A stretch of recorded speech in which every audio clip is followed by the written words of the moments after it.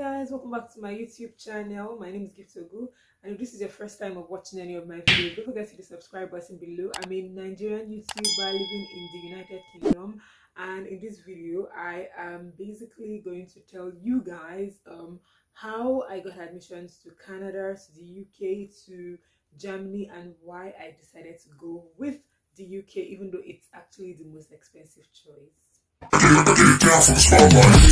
But first of all, have you subscribed to my YouTube channel yet? If you're not subscribed, what's the matter? Should I bring wine? What do you want me to do? What do you want me to actually bring for you so that you can subscribe to my YouTube channel? Because tell me and I will do it. Anyway, let's just get straight to this video. 2021 is not my first time applying for admissions. Let me just give you guys a little backstory. So I finished from secondary school in which is high school, I think.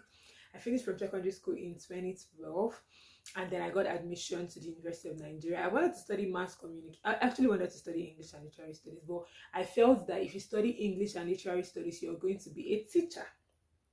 My mom was like, how are you going to be a teacher if you study English and literary studies? She was trying to understand it, but the math was not mathing properly, so she did not understand what I was talking about. But I was still insisting that if you study English and literary studies, you're going to be a teacher. She was like, maybe if you study English education, if you study English and literary studies, you have a lot of opportunities.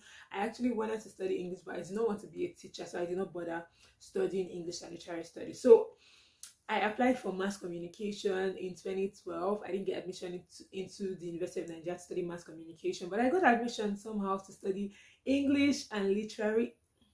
I got admission actually to study music. Yeah, and I'm rolling my eyes to how. What did I know about music? I do not know anything about music. In fact, I did not know anything about music. There's no in fact anything. There's no in fact nothing. I didn't know anything about music. I didn't know how to play keyboard. I didn't know how to read. I didn't know how to do anything, like anything at all, and all of that. So it was really, really crazy, and all of that. I would stay in class. I would cry because my mom was like, you have to go to school. Nobody staying at home in this house. So I actually had to go to school. I studied music for 1 year, and the plan was that I was going to change my course, So after studying music for 1 year, they were like, oh, to change your course, you need to have like a GPA of up to 4.0. Imagine me in a department that I did not know anything, I've not done before. And music is not just about celebrating and playing the keyboard, by the way. It's quite technical and all of that. But I've not done this course in my whole life.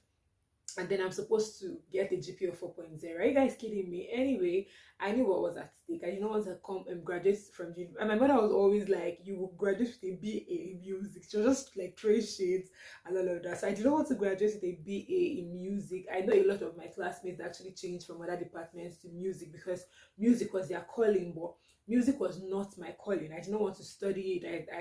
I think when I was in my second semester in music, I was like, you know what, I'm just going to study my English and literary studies. So they were like, if you want to change your course, you have to get a GPA of up to 4.0. My GPA was 4.125. I can never forget that GPA. I made more than 4.0. I was like, I need to go to my real department and all of that.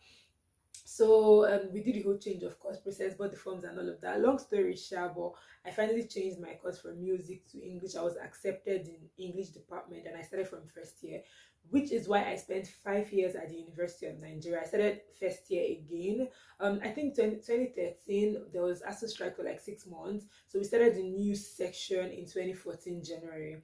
So from 2014 January till 2017 July, I studied English and literary studies, and I graduated with. Let's see what I graduated with. I graduated with a second class honors upper division.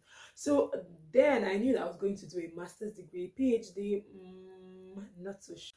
So with my 2-1 degree, I was like, you know what, it's going to be easy for me to apply for scholarships or something. I knew that I wanted to do my master's degree, not in Nigeria, of course. I mean, I really loved studying English at the University of Nigeria, but I just knew that I did not want to do my master's in Nigeria and all of that.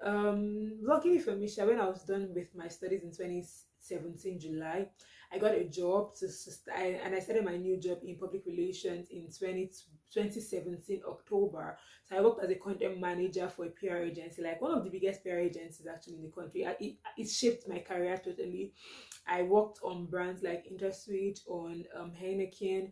I worked on Big Brother. I worked on the Eve movie premiere. I worked on um, trying to think. I worked on a bunch of reasonable brands and all of that. And then I worked there for 6 months before the National Youth Service. So I got a lot of hands-on experience, especially in public relations, in brands, in social media management. That actually shaped my writing career, my marketing communications career. So after working there for like 6 months, I went for my National Youth Service because the job was so stressful.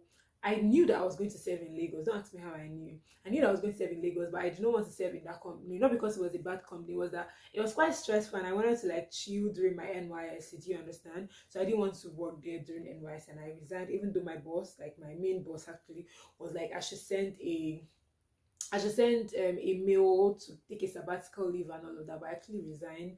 I did my National Youth Service and I served at the Federal Radio Corporation of Nigeria, Radio Nigeria at Ikoyi in Lagos. Like I said, I knew I was going to serve in Lagos.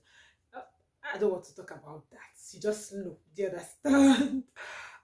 So after my youth service, I was going to get a job. I got a job a week after my NYSC at a leading commercial bank in Nigeria as a graduate trainee. But I did not want to. I sent everything to my guarantors and all of that. My guarantors, they signed everything, sent the document documents back to me. So I was supposed to like I was supposed to submit these documents and then go for my medicals and resume work. But guess what? Did not go. I've told this story a lot on this channel. I just said, you know what, I'm not going. So I didn't actually go and all of that. I just stayed at home. Did I have a job? No. Money? No. Nothing. I had zero naira, zero kobo, no job, no lead, no prospect, nothing. Okay, so that was the ending of March. April, I didn't have a job, so I went for a couple of interviews first week of April. One said they would pay me 40K. How much were they paying me when I was working in the PR agency without my NYC and without my degree certificates? Way more than that. So why do you think it's a good idea for me to collect 40,000 naira and coming to work 7 times in a day? Sorry, I will not. I shall not. I will not do that. So I didn't take some of those jobs that I was actually getting.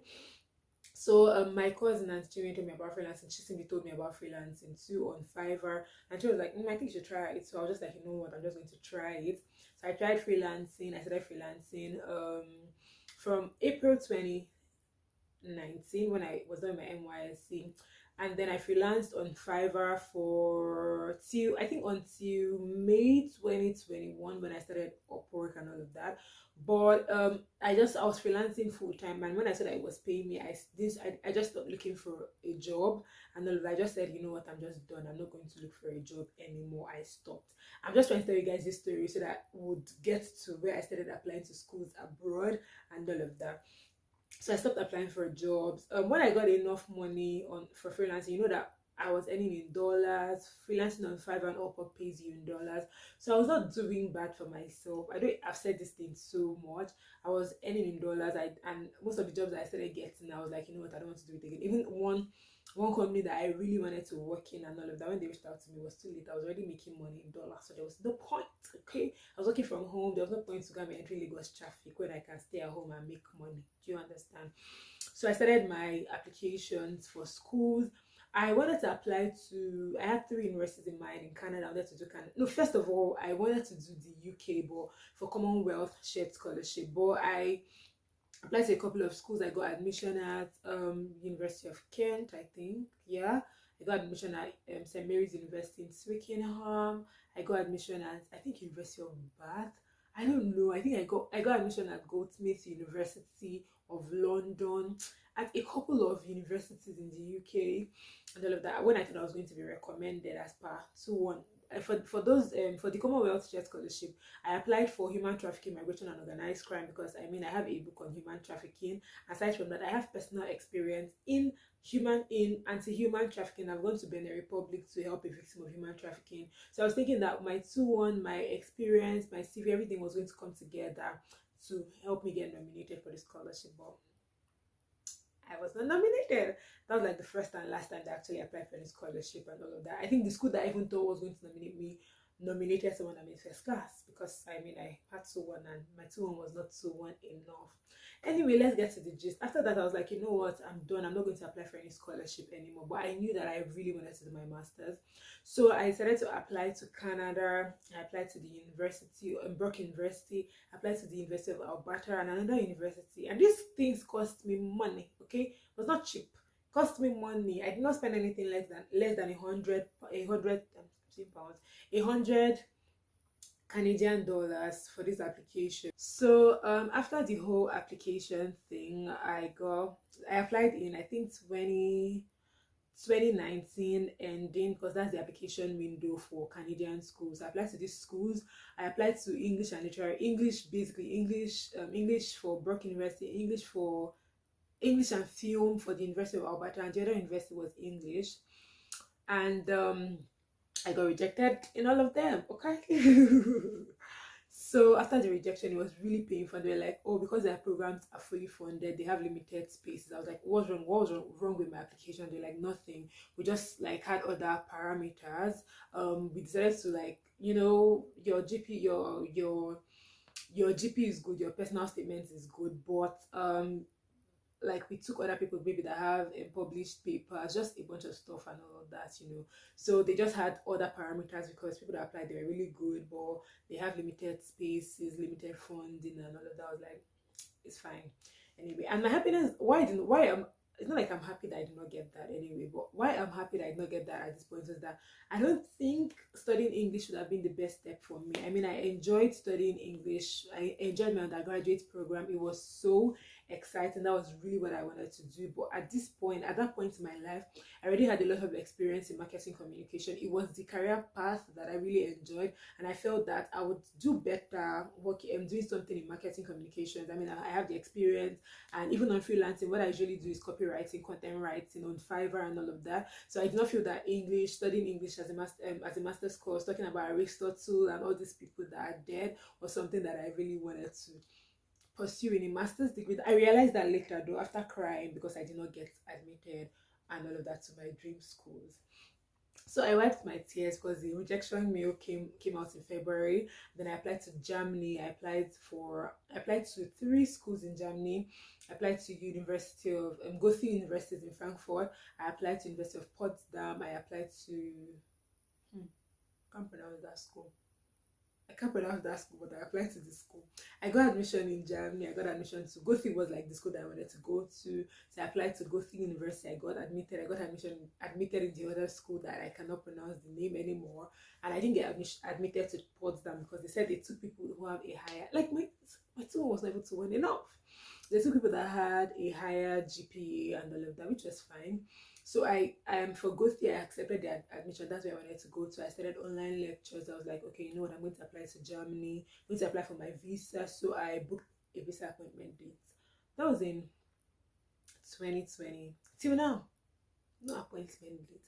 Like since then, till now, I was like, there was no appointment date. So I was doing my online lectures and all of that, and then my friend Lovely was just like, "Are you sure you not apply? Let's apply to Canada. Are you sure you not apply to Canada?" She didn't say let's apply. She just said, "Are you sure you not apply to Canada?" So I think when I was doing the online lectures and all of that, I realized that because it was still in English, Anglophone literature, culture, and media. I realized that this is not really what I wanted to do. While I was waiting for a visa application date, obviously, I was like, this is not what I really want to do. Do you understand? I don't want to do this at this point. So I decided to apply again to Canada. So I found a school, Mount St. Vincent University, and then it was then that I figured out my career path. I wanted to do so. I like marketing, not sales and marketing communications, where I'm doing like strategy and all of that. So I applied to a school in Canada, Mount St. Vincent University. That was in 2020, and then I applied for their public relations program, which aligned very better with what I wanted to do, and then I got admitted. Okay, so like, I'm going to start my visa process and all of that, which was way cheaper than this UK. This UK, it is expensive. Jesus. Anyway, I started my, what's it called, I started working towards my Canada stuff. I went to do my police report, and aside from that, in 2020 I also started Upwork in May, and then I got a full-time job from there as a brand manager for a phone accessory brand in LA, in California. So I was working on that project, and working there made me realize, aside from that, I have experience in public relations. So I just put my experience together, and I was like, I will do better if I do a master's that's very specific to what I want to do than doing a master's in English. I know how the English department is, and while I enjoyed studying English as an undergraduate, I'm not sure that I have the same feeling like about studying English as a master's student. Do you understand? Because it's going to be more technical, and all those books I'm not really interested in reading about Aristotle. Aristotle did not offend me. It's not personal, okay? So this report, I was just like, I actually paused on the Canada thing, and no, it was not the money at all. The money was not why I paused the Canada stuff. I wanted to explore another migration route for Canada, which I will talk about. I will talk to you about really soon, but might not be this year. When I've done exploring that migration route in Canada, I'll come and talk about it. But I just stopped the school thing. I was like, you know what, I'm just going to explore this other route and all of that. Maybe I'll defend my admission. So I now started exploring the other migration route. I had to get a diploma because I have just a degree to get extra points. I explored it and I passed my diploma with I think I made a video about it, but I not tell you guys what the exam was for. With 4 distinctions and 1 pass, and then the next exam that I was supposed to write, I wrote it and failed. I wrote it in July and I didn't pass. It's not like I failed, I just did not get the right score, and I had to write it again, and I was so depressed that period. I was just like, God, what's happening? What's this? I read for this exam. Like, I could have failed any other exam, it would have made sense. But this particular one, I did not have to fail this exam at all. So it was really crazy and all of that. I think for 2 weeks I was depressed, and then like that was in 2021. I was working for a company in Nigeria as a brand manager, but I was working remotely because if you know me in Nigeria, I cannot come out from the house. Your job is not that serious. In fact, this is me not trying to brag. I remember then, like towards the beginning of the year, like April, May, something, a company actually reached out to me, and then they offered me 300k to work as their assistant brand manager and all of that.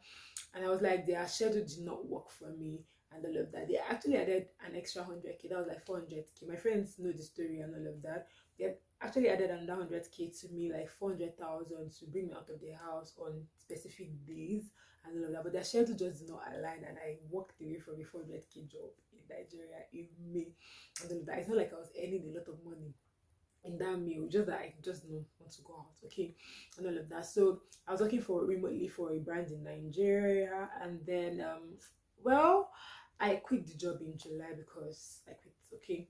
And then I started working for the ad agency in California as a lead strategist and all of that. So the ad agency was really cool. I had such a good experience there. I worked with some of the major tech companies in the world, like creating strategies, sorry, for this companies. It was crazy. Like, I could not even believe the opportunities that I had on my hand, like that they're trusting me with projects like this.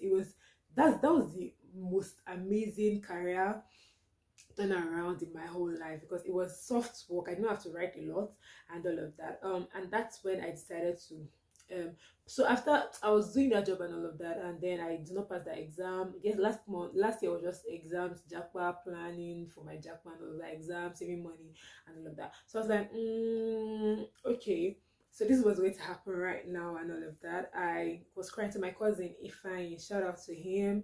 He told me, won't you apply to the UK? And then I talked to another friend, a friend of mine, Ifeanyi to his name. I was like, Gift, you should apply to the UK. And then I had administration though. Like, I just heard a voice saying you should apply to the UK. And my friend Steph also said Gift, we should apply to the UK. And that was when I decided to apply to the UK. Do you understand? So I did my application. I first applied to T-side. I think I'll just maybe make a whole video later on, like the application journey and all of that. And I applied to T-side University. I got admission, but I did not follow up with the process. So I also applied to the University of Hertfordshire. I applied to the University of Brighton and Queen Margaret University, and I got admission in all of them, but I decided to go with the University of Hertfordshire for reasons that I'll share in another video.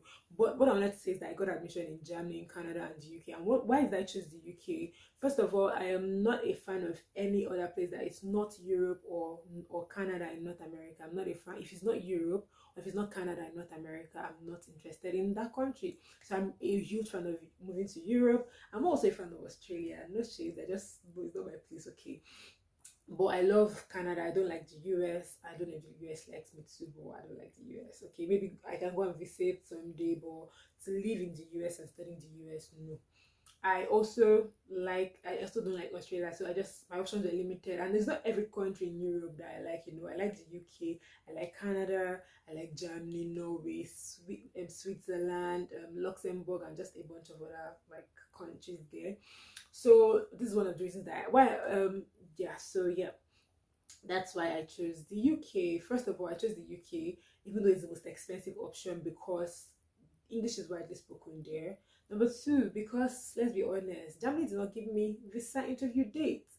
Okay, Germany was like, I think then it was like 4 million naira in a blocked account. So it was way cheaper than the arm and the leg that I spent to come here. Okay, this is all my life savings. My account, as when I came here, my account was red, empty. All the money I made from Upwork and some, like, do you understand? I had extra money and all of that gone on this application. It's very expensive.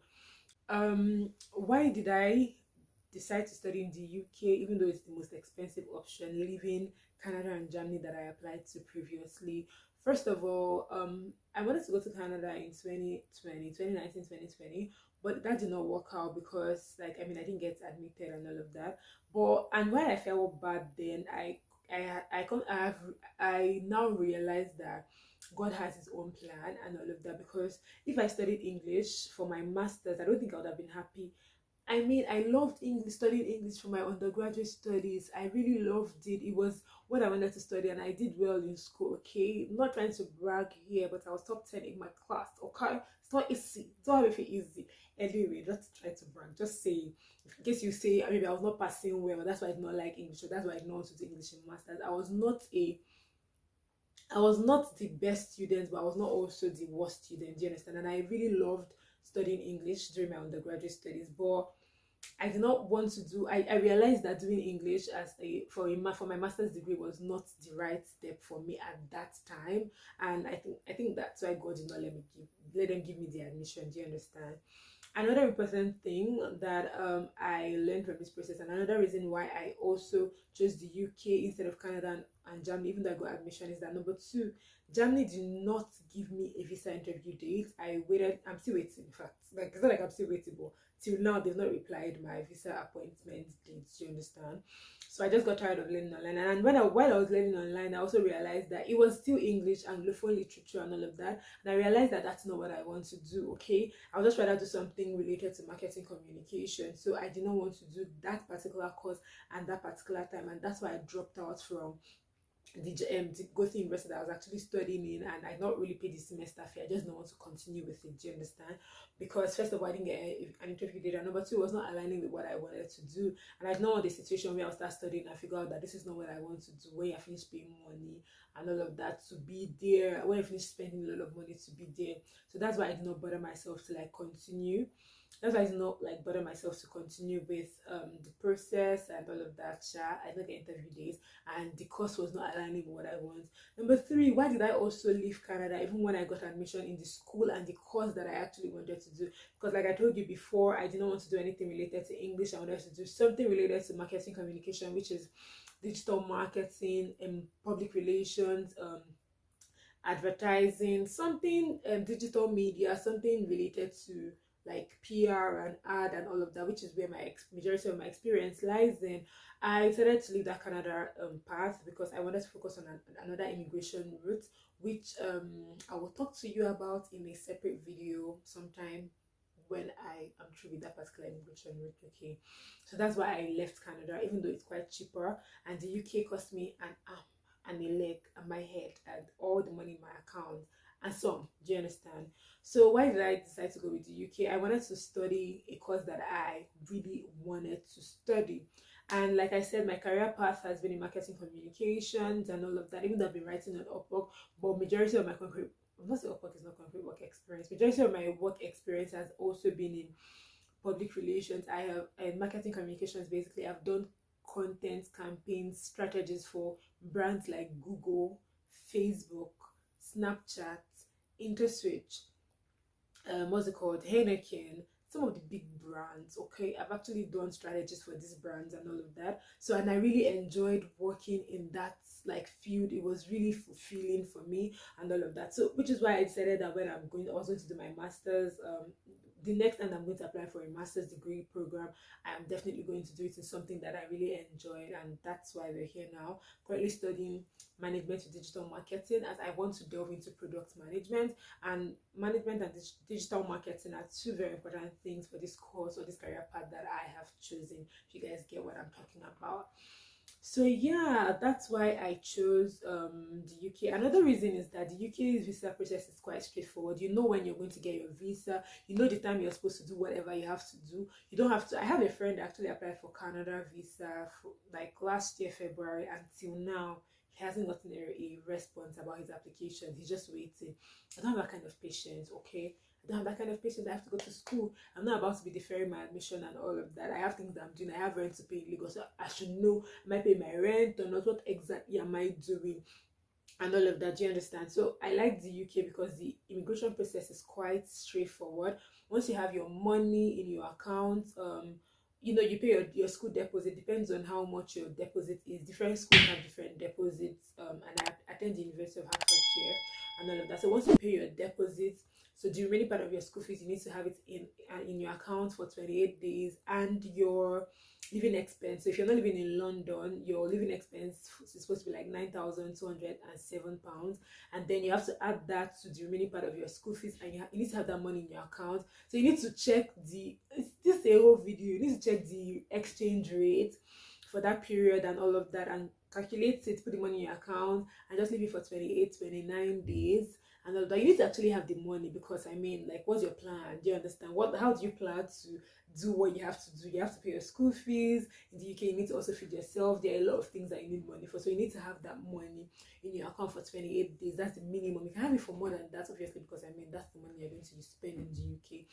But that money needs to be in your account for 28 days. And then when you apply for the visa, you know how long you have to wait for the visa. If you apply for priority, you know that it takes like 5 working days. It can take more than that, but it's not going to take such a long time. Standard visa is 15 working days. It can take more than that. My own took 17 working days and all of that. But then I know the range. I know the time that I have to apply for my visa. I know when I'm supposed to get my visa. When I just know the time frame. Do you understand? So I'm not caught unawares or something like that.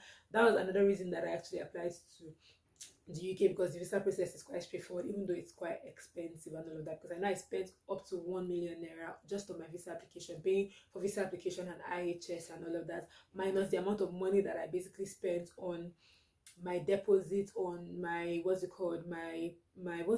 my deposit, on my tuberculosis test, on my biometrics, on my flight. It is expensive. I'll do a whole video breaking down this process and all of that.